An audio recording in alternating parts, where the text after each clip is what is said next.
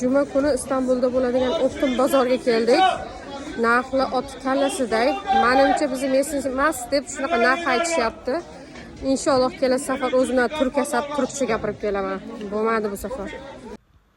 Hey, gaplarimga ishonasizmi yo'qmi? Balki kulgili tuyular sizga, lekin o'zim Germaniyada yashasam-da, doim kiyim-kechaklarni O'zbekistondan keltirardim. Sababi O'zbekistonda ishlab chiqarilayotgan kiyimlar nafaqat arzon va yana men yashayotgan joylardagi kiyimlardan ko'ra ancha sifatliroq tuyuladi menga.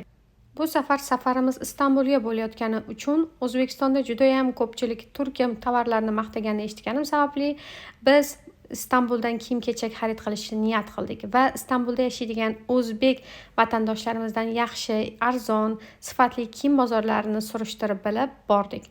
Lekin chuchvarani xom sanaganimizni o'sha yerda bildik. Sababi u yerdagi kiyimlar nafaqat qimmat va yana sifat ham aytilganiday, maqtalganiday emasligini tushunib yetdik. Sifat yoqmadimi sizga ham?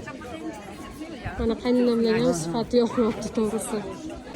Bu yerdagi mahsulotlarni O'zbekistonda ishlab chiqarish bilan solishtirdik qaynonamlar bilan va ishonch hosil qildik. O'zbekistonni ishlab chiqarishi ham anoyi emas ekan. Ham arzon, juda ham arzon. Boringlarga shukr.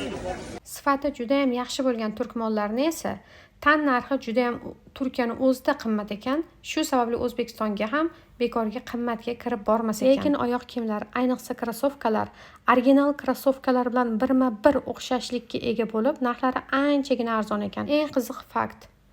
U yerda ancha yillardan beri yashayotgan o'zbek vatandoshlarimiz bilan suhbatda shuni bildimki, ilgari dollarning kuchi Turkiyada kuchli bo'lganligi sababli kiyimlar chindan ham arzon bo'lgan. Lekin hozir dollar kuchini yo'qotganligi sababli hamma narsa qimmatlashgan. Shuning uchun hattoki o'zlari ham har safar O'zbekistonga kelishganda O'zbekiston ishlab chiqarish kiyimlarini Turkiyanikidan afzal, sifatini ham yaxshi bilib o'zlari shu kiyimlardan sotib olishyapti ekan. Turkiya magazinlarida ajoyib fakt, bizda turetskiy desa hamma yotib oladi-yu. O'zbekistonniki emas, Qozog'istonniki emas, turetskiy deb maqtanib sotishadi-yu. Bu yerda Turkiyaniki emas, Vyetnamniki deb maqtanib sotishar ekan.